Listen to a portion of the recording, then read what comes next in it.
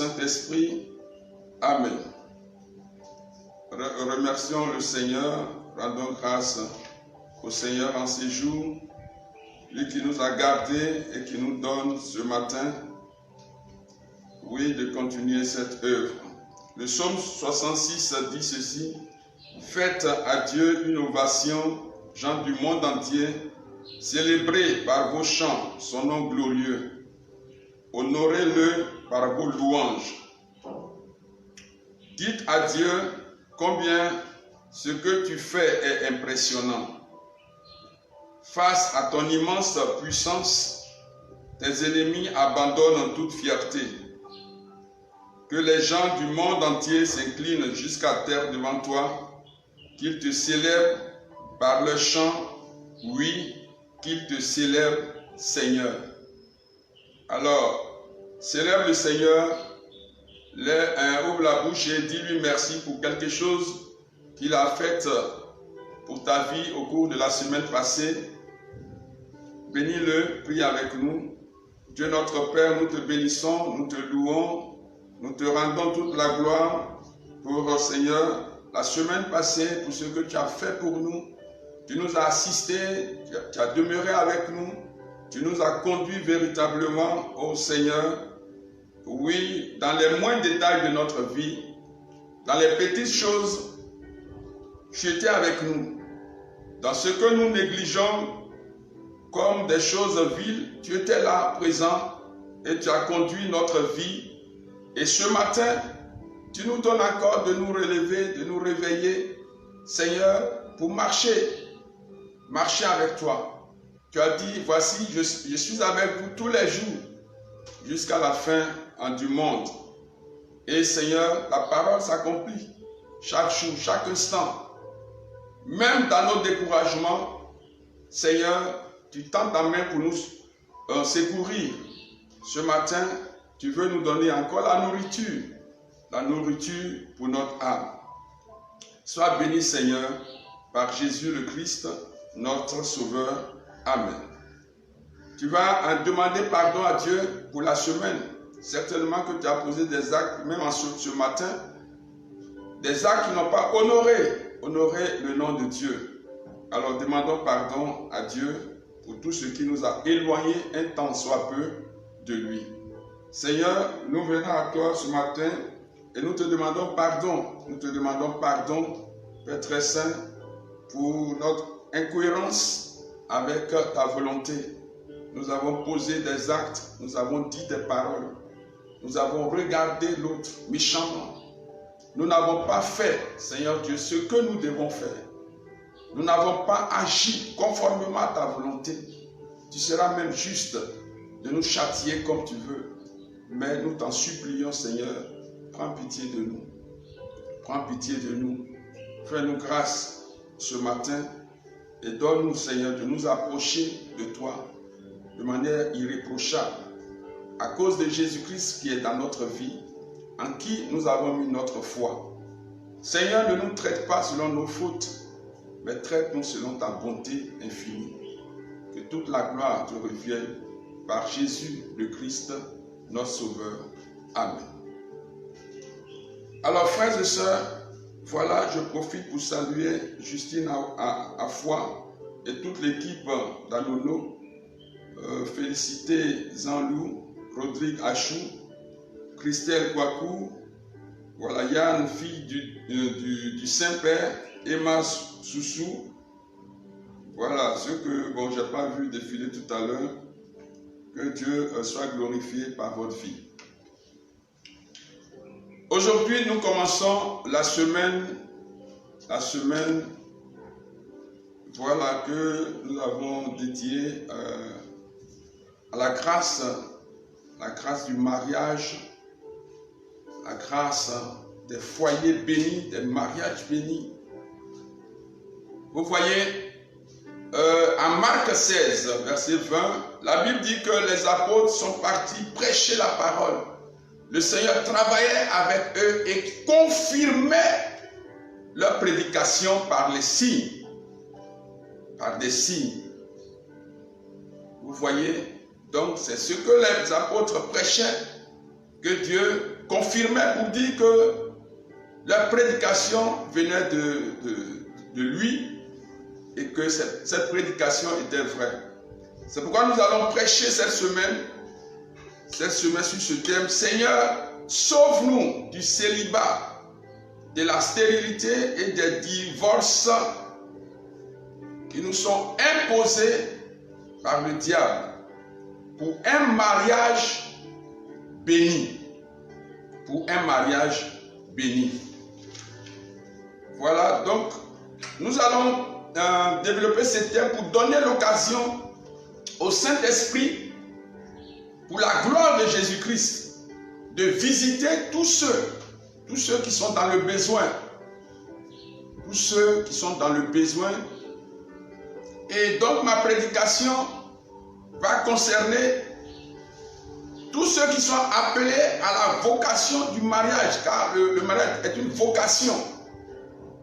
La vocation, ce n'est pas ceux qui, naturellement, voilà, ont accepté d'être prêts, d'être religieux, religieuses, voilà, qui ont cette vocation de prêtrise, voilà, cette vocation religieuse.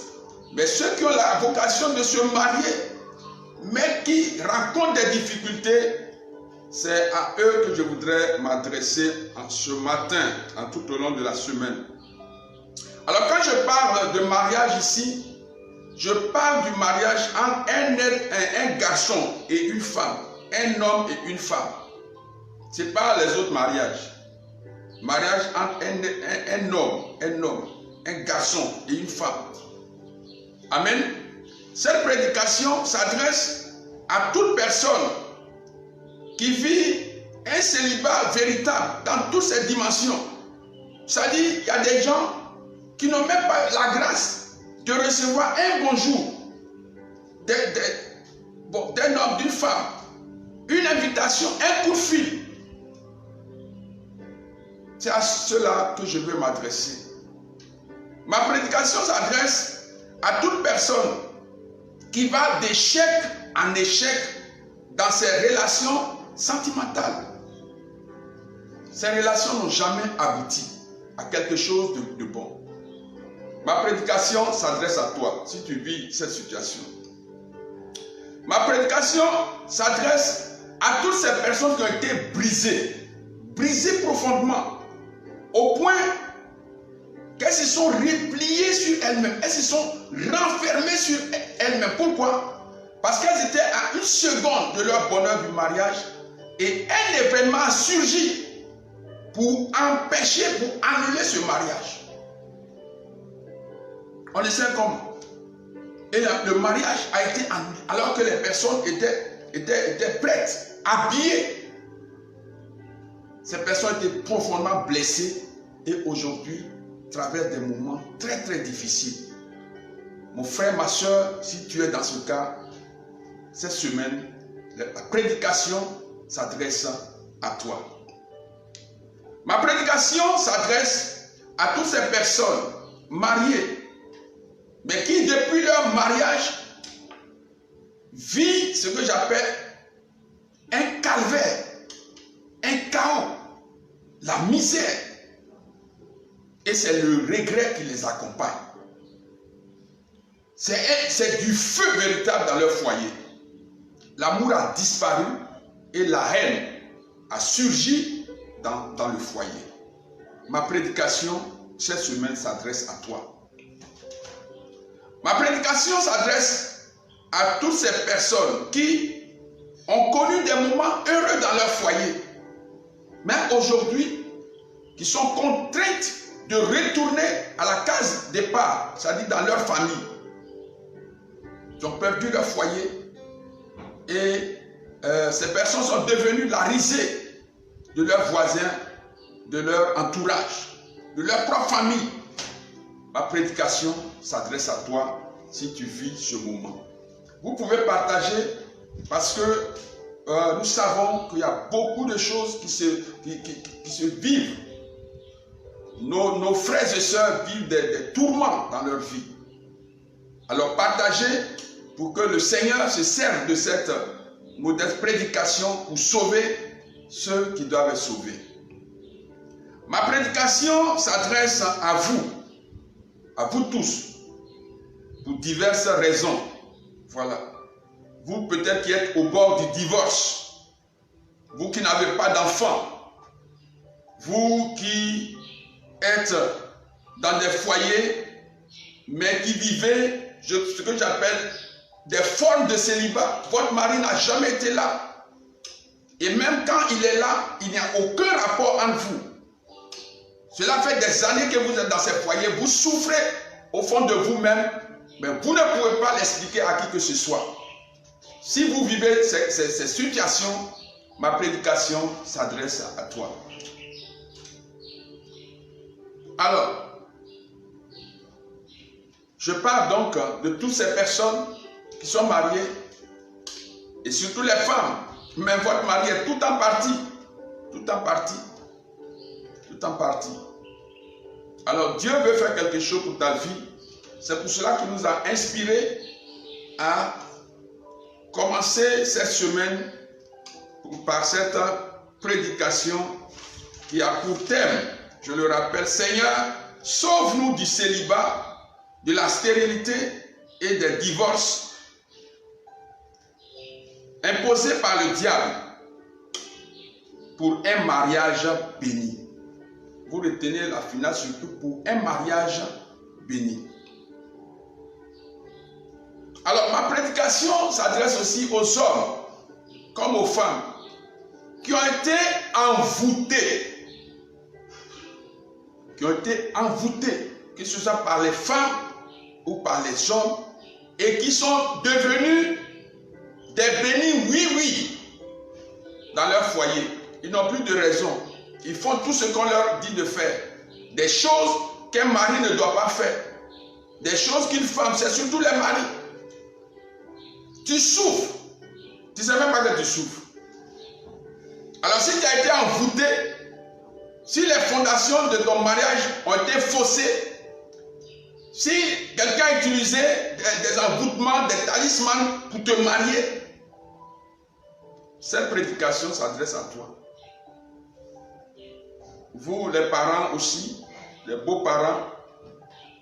En tout cas, c'est tout cet ensemble de personnes que nous voulons confier à Dieu aujourd'hui pour qu'il vienne assainir votre vie afin que vous viviez un mariage heureux, béni, béni par des enfants, béni dans toutes les dimensions comme le Seigneur le voudrait.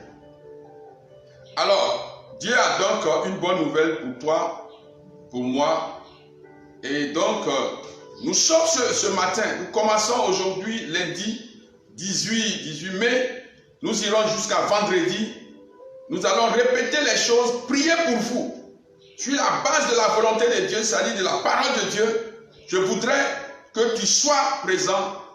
Et même si aujourd'hui tu vis dans un foyer, sois prudent, il faut suivre les enseignements. Nous allons donner au cours de la semaine des éléments pour affermir votre amour dans le foyer, des éléments pour aller de l'avant dans votre foyer. Il faut suivre ces enseignements et je voudrais que tu sois un canal aussi pour partager cette information autour de toi au nom de Jésus-Christ. Amen. Alors nous allons nous appuyer pour ce jour sur Genèse. Genèse chapitre 2, verset 18 jusqu'au verset 24. Verset 18 jusqu'au verset 24. Alors le sous-thème de ce jour, c'est « L'homme quittera son père et sa mère pour s'attacher à sa femme. » L'homme quittera son père et sa mère pour s'attacher à sa femme et ils deviendront tous deux un seul être. Voilà le sous-thème de ce jour. Le grand thème, c'est « Seigneur, sauve-nous du célibat, de la stérilité et des divorces à nous imposer par le diable pour un mariage béni. » Genèse chapitre 2, verset 18 et suivant. Le verset 18. Le Seigneur Dieu s'est dit, il n'est pas bon que l'homme soit seul. Je vais le secourir en lui faisant une sorte de partenaire. Voilà le verset 18. Le Seigneur Dieu se dit. Donc c'est une décision de Dieu de créer la femme pour l'homme. Il dit, il n'est pas bon que l'homme, quand je dis l'homme, le garçon, soit seul. Il n'est pas bon. Il n'est pas bon que tu sois célibataire, que tu restes seul.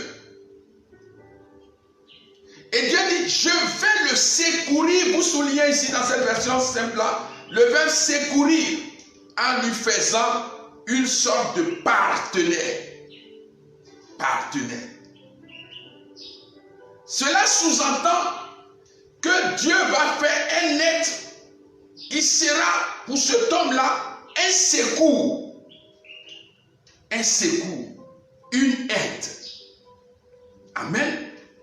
La femme est donc, comme je l'ai dit, déjà dans les enseignements précédents, la femme est un secours. Avant que Dieu même vienne secourir l'homme, il l'a mis à côté de l'homme un secours par sa volonté. La femme.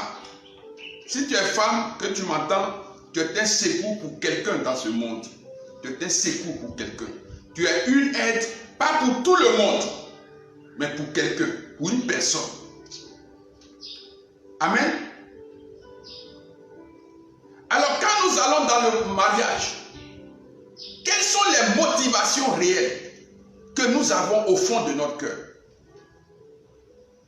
Quels sont les éléments qui nous poussent à aller dans un mariage? Pour Dieu, c'est que tu deviennes un secours, une aide pour l'homme. L'homme aussi doit le savoir que la personne avec qui il vit n'est pas un machin, n'est pas un objet, n'est pas un animal, mais un secours par la volonté de Dieu. Une aide par la volonté de Dieu. Avant même qu'il écrit vers Dieu, il doit demander conseil à celle-là qui a été mise à côté de lui. C'est la volonté de Dieu. Donc Dieu a décidé de faire un être, une partenaire pour l'homme. Amen. Alors, je vais au verset 20. Le Seigneur a créé tout ce qu'il voulait et il a amené toutes ces créatures-là à l'homme pour que l'homme nomme toutes ces choses.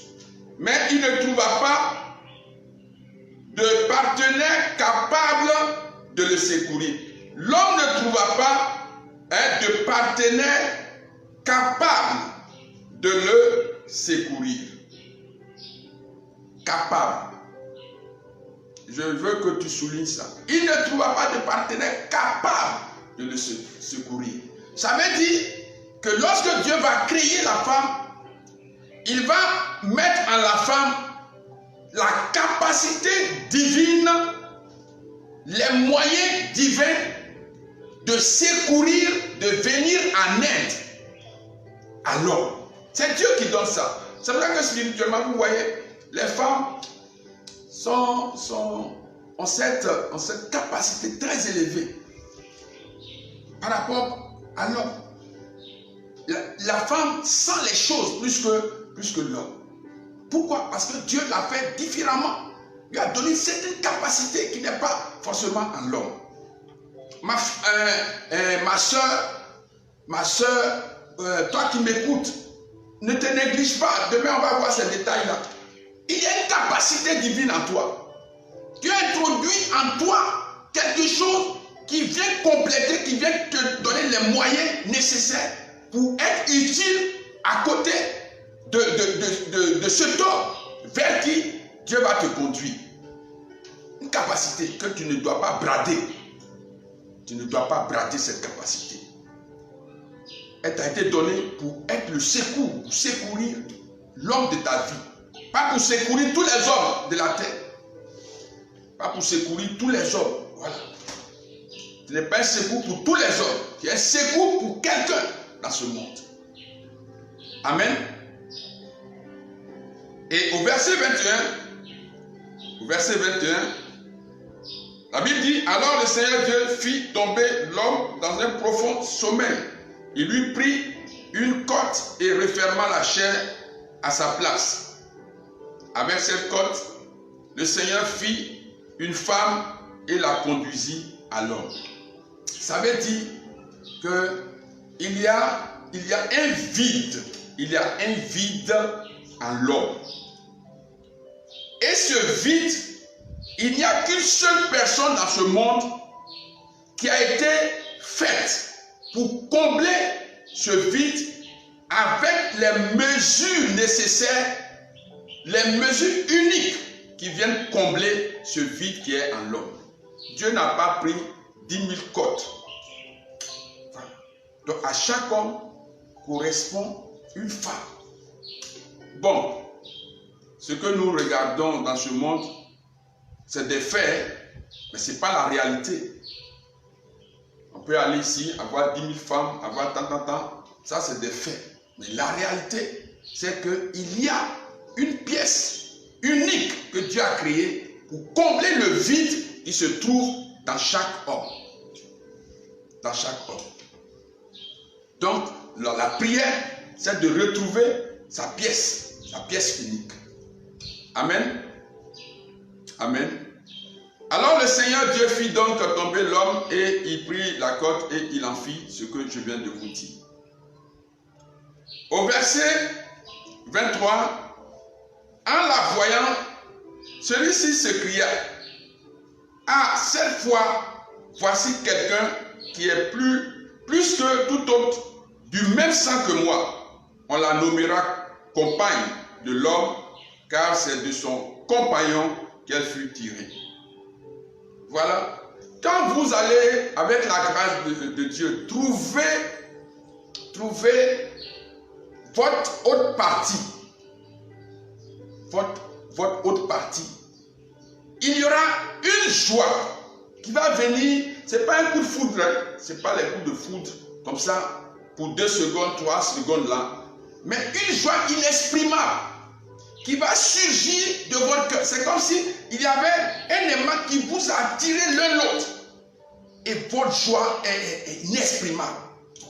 Cela veut dire que c'est Dieu qui vous a mis ensemble. C'est exactement cette pièce qu'il fallait pour combler le vide qui est en l'homme. Ceux qui vivent des foyers heureux, ça ne sous-entend pas qu'il n'y a pas de difficulté dans leur foyer. Mais ils savent surmonter les choses. Pourquoi? Parce qu'ils sont partenaires, ils sont complémentaires. Amen. Si ce n'est pas la vraie pièce, pour un oui ou pour un non, voilà, l'autre prend les bagages et fuit la maison. Parce que ce n'est pas la pièce qui convient. Mais tout cela, Dieu vient à votre secours. Il viendra à votre secours au nom de Jésus-Christ. Amen. Alors le verset 24 dit ceci. C'est pourquoi l'homme quittera son père et sa mère pour s'attacher à sa femme et ils deviendront tous deux un seul être. C'est là qu'il n'y a pas là. C'est là la difficulté. L'homme quittera son père et sa mère. L'homme se détachera de son père et de sa mère pour s'attacher à sa femme. Cela sous-entend que la femme aussi se détachera de ses parents pour s'attacher, pour entrer dans cet espace qui a été ouvert dans l'homme pour occuper cette place. Se détacher. C'est là qu'il y a problème. Amen. Aujourd'hui, il y a beaucoup de choses qui font que les foyers ou bien même ces projets de mariage n'aboutissent pas. Amen. L'homme doit quitter. Ici, ce n'est pas une question physique. Même si cette question peut être vue de manière physique, il y a une vérité spirituelle. Dieu a ordonné que l'homme quitte père et mère.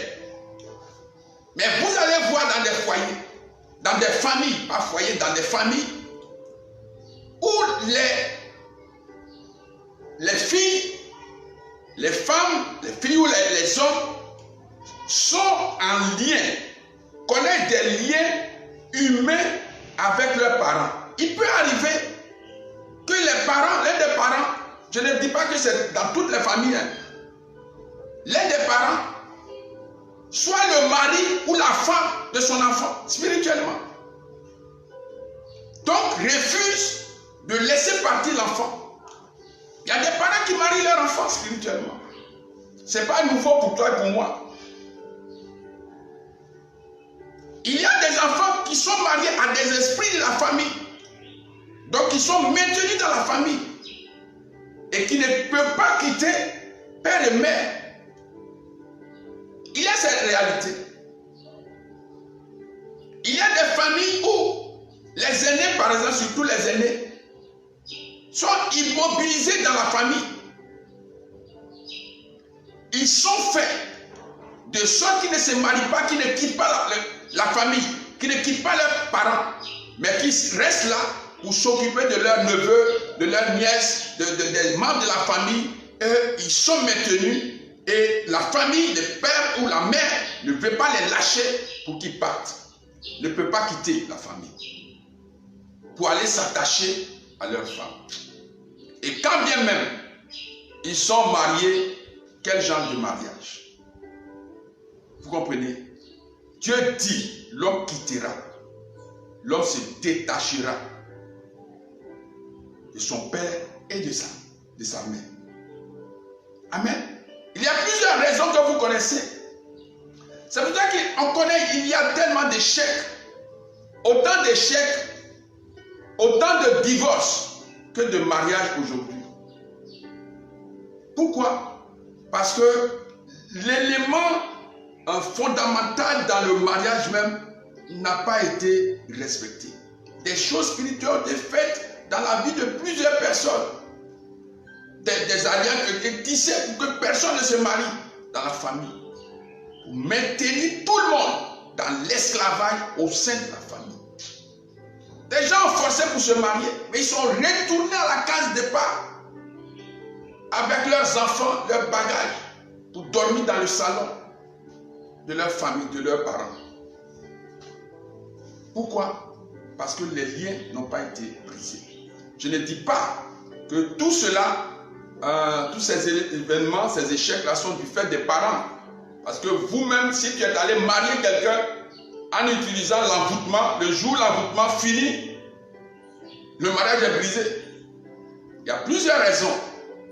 Mais toujours est-il que sur ce verset-là, nous devons quitter. Alors pour quitter, il y a aussi ces gens qui sont dans les foyers et dès qu'il y a un souci, ils font recours à leurs parents. De grandes personnes, des adultes qui ne peuvent pas régler leurs problèmes au sein du foyer. Pour un oui ou pour un non, ils se sentent obligés d'appeler leurs parents, de faire recours, d'aller expliquer les problèmes de foyer à leurs parents. Ils n'ont jamais quitté dans la pensée même leur père et leur mère.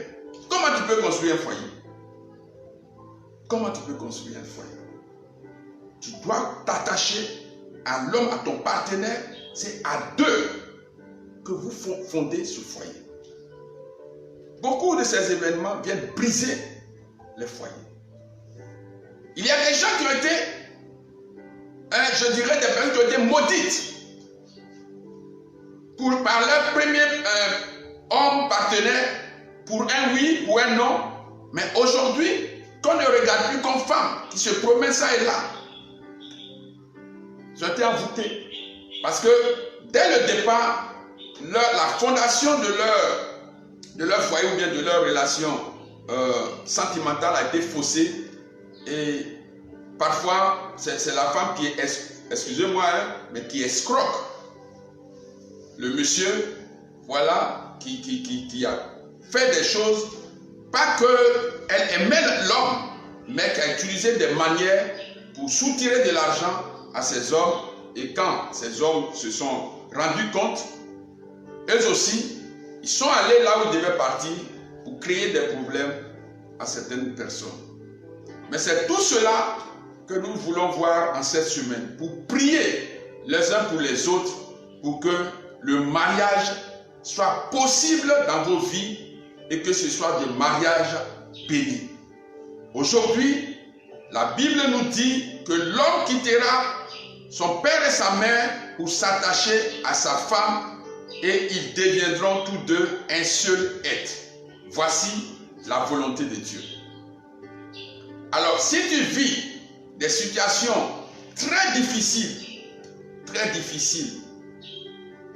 dans ton foyer ou dans ta vie, au point qu'aujourd'hui, beaucoup se plaignent de Dieu, de leur relation, comment on appelle ça, de leur vie spirituelle. Beaucoup sont découragés. Ils crient Jésus est puissant et ils ne voient rien.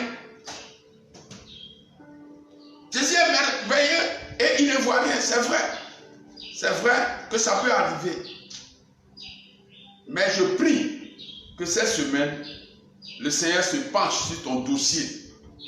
Amen. Sur ta demande, sur tes doléances, qui te prennent en grâce. Et que quel que soit ce que tu as fait comme faute, qu'il te pardonne. Qu'il te pardonne. Que Dieu te pardonne. Parce que c'est vrai de regarder toujours à l'autre sans prendre conscience que nous aussi, nous pouvons être à la base de ce qui nous arrive. Donc nous allons demander pardon à Dieu pour toutes ces fautes et qu'il nous accorde la grâce. Qu'il vous accorde la grâce du mariage, d'un mariage béni. Béni à tous égards. Vraiment, c'est notre prière cette semaine. C'est notre prière cette semaine. Et nous allons prier pour que Dieu nous fasse grâce, que Dieu se souvienne de vous. Gardez à l'esprit que le Seigneur veut votre bonheur. Vous êtes appelés à la vocation du mariage. Tout ce qui vous est imposé par l'ennemi sera brisé. Sera brisé au nom de Jésus-Christ. Si c'est l'ennemi qui vous empêche de vous marier, nous allons prier pour briser cela au nom de Jésus-Christ.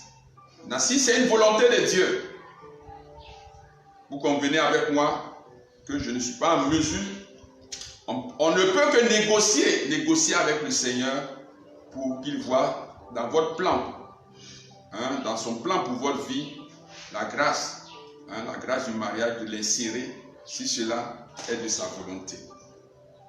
Alors je veux rendre grâce à Dieu pour toi. Quelles que soient les difficultés que tu as vécues jusqu'à ces jours, si Dieu nous a mis à cœur d'aborder ce thème, c'est qu'il va intervenir dans plusieurs vies. Et je voudrais que tu fasses partie de ces personnes qui seront touchées par la grâce du mariage, un mariage béni au nom puissant de Jésus-Christ. Seigneur, merci infiniment. Gloire te soit rendue au nom de Jésus-Christ. Frères, voilà, nous allons prier. Vous serez indulgents envers nous. Nous allons prier pendant 10 minutes, 10-15 minutes. Alors, remercie le Seigneur qui nous a permis d'aborder ce thème. Voilà, progressivement, nous irons en profondeur, mais remercie déjà le Seigneur. Seigneur, nous te bénissons pour chacun de tes enfants. Aujourd'hui, nous te présentons, Père très saint, ce mal qui ronge beaucoup de tes enfants. Hier, lorsque tu étais là, physiquement, dans le pays des Juifs, c'était la paralysie, c'était la cécité, les gens qui étaient aveugles, qui étaient paralysés, qui étaient sourds, qui venaient beaucoup vers toi. Aujourd'hui, Seigneur Dieu, dans notre génération, aujourd'hui, c'est tous ces problèmes de célibat, toutes ces personnes qui souffrent, Seigneur Dieu, de leur vie sentimentale, qui courent vers toi. Toi qui as su consoler les gens hier, tu es le même. Prends en compte, Seigneur, les soucis de tes enfants que nous te présentons. Beaucoup de tes enfants souffrent au fond de leur cœur et parfois se découragent. Et sont même tentés d'aller essayer ailleurs pour faire ce qu'ils ne voulaient pas faire, ce qu'elles ne voulaient pas faire. Tu es un Dieu à qui rien n'est impossible. Nous sollicitons en cette semaine ta miséricorde, ta compassion, ta grâce, ta faveur, Seigneur Tout-Puissant, pour tes enfants. Écoute nos humbles prières et fais-leur grâce. Dieu notre Père, au nom de Jésus-Christ. Amen. Bien-aimés, nous allons nous appuyer sur la parole de Dieu et prier en conséquence. Genèse 2, verset 24 dit ceci.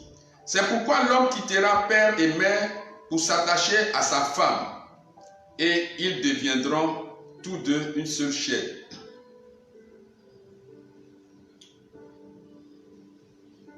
Tu répètes après moi. Seigneur,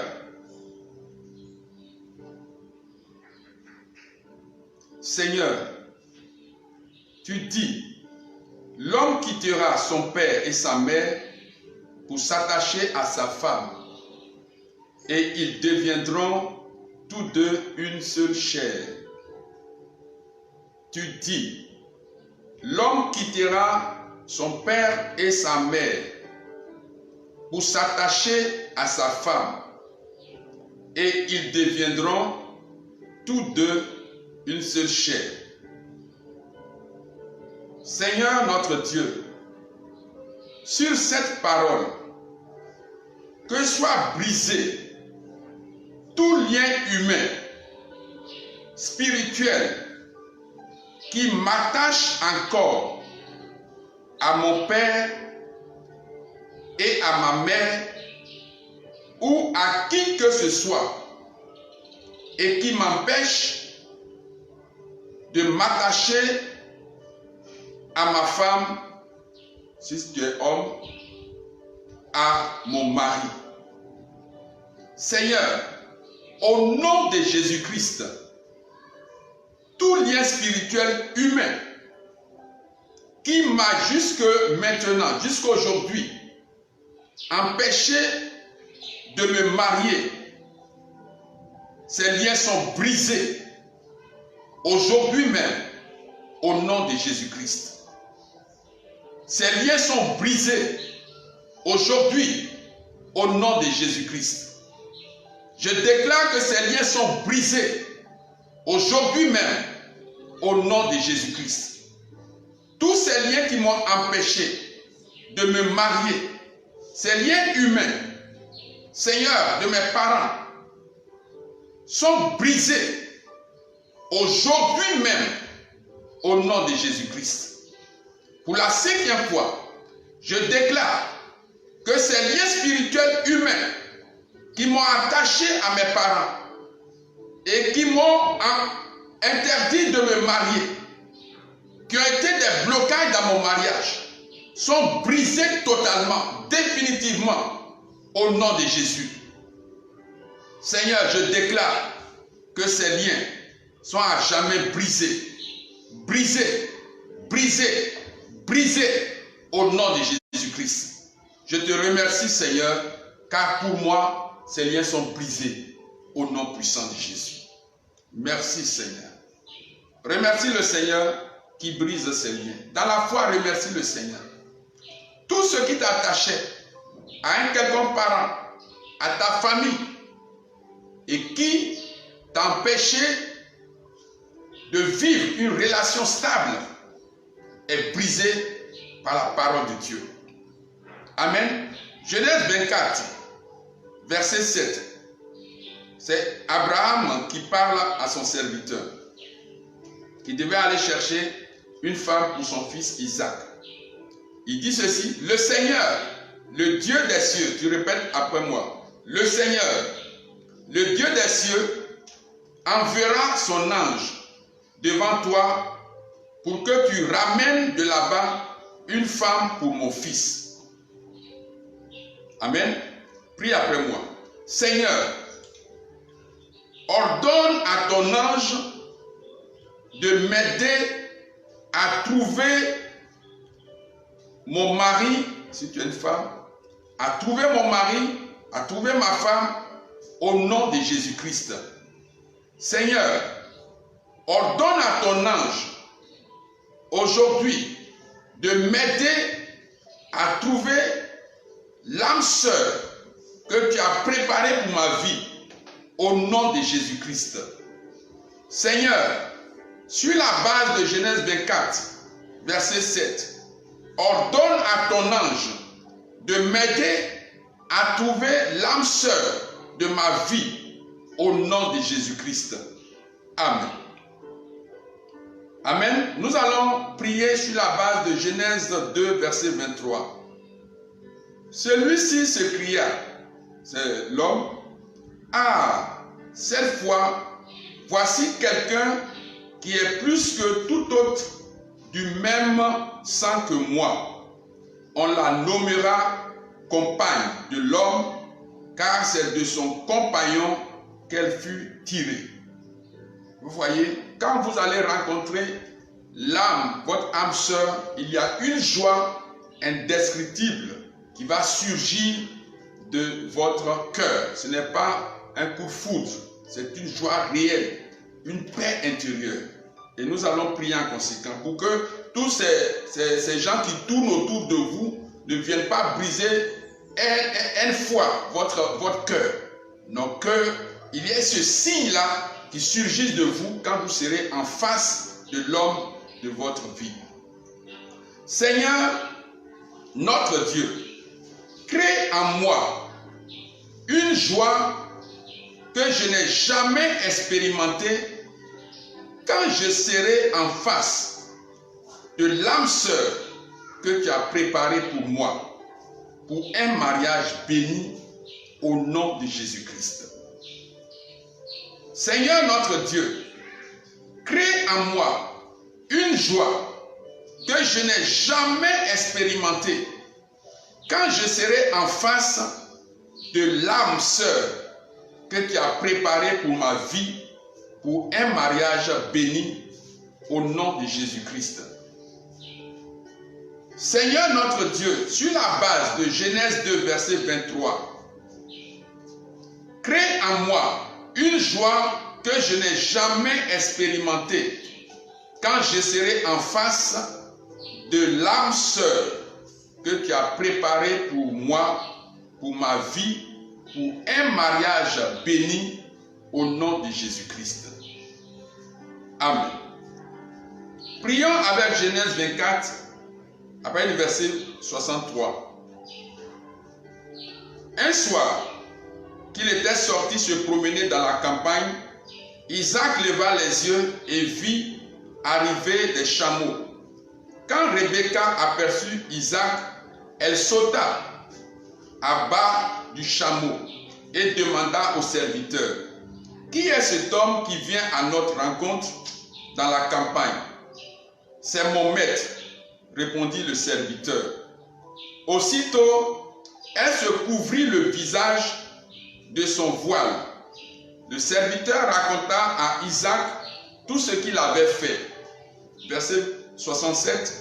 Ensuite, Isaac amena Rebecca dans la tente où avait vécu sa mère Sarah, et elle devint sa femme. Il l'aima et fut consolé ainsi de sa mère. Donc Isaac a perdu sa maman, et quand il a vu Rebecca que le serviteur est allé chercher, il a été vraiment comblé. Il a vu en cette femme une autre mère. Il a aimé.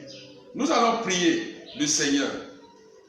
Ô Dieu notre Père, comme tu l'as fait pour Isaac, mets à mon cœur un véritable amour pour l'âme sœur que tu as préparée pour moi. Que je l'aime comme Isaac a aimé Rebecca et que elle soit pour moi une consolation véritable qui vient de toi, au nom de Jésus-Christ. Qu'elle ne soit pas, Seigneur, une personne qui vient perturber ma vie, me faire souffrir, mais au contraire, une véritable consolation que tu me donnes au travers de cette âme sœur. Sois glorifié, Seigneur, au nom de Jésus-Christ. Amen. Genèse 29, versets 15 à 20. Vous voyez, il y a des familles où les grandes sœurs n'arrivent pas à se marier et c'est les petites sœurs qui se marient. Et parfois, ces grandes sœurs sont frustrées. Nous allons prier pour que Dieu vienne en aide à toutes les personnes de votre famille. Un jour, Laban dit à Jacob, tu es mon parent, mais ce n'est pas une raison pour que tu travailles gratuitement à mon service. Dis-moi quel doit être ton salaire. Or, Laban avait 2 filles. L'aînée s'appelait Léa et la plus jeune Rachel. Léa avait le regard terne, tandis que Rachel était bien faite et ravissante. Jacob était amoureux de Rachel, donc de la petite sœur, et il dit à Laban, je travaillerai 7 ans à ton service pour épouser Rachel, ta fille cadette. Laban donna son accord. J'aime mieux la donner à toi qu'à un autre. Reste chez moi.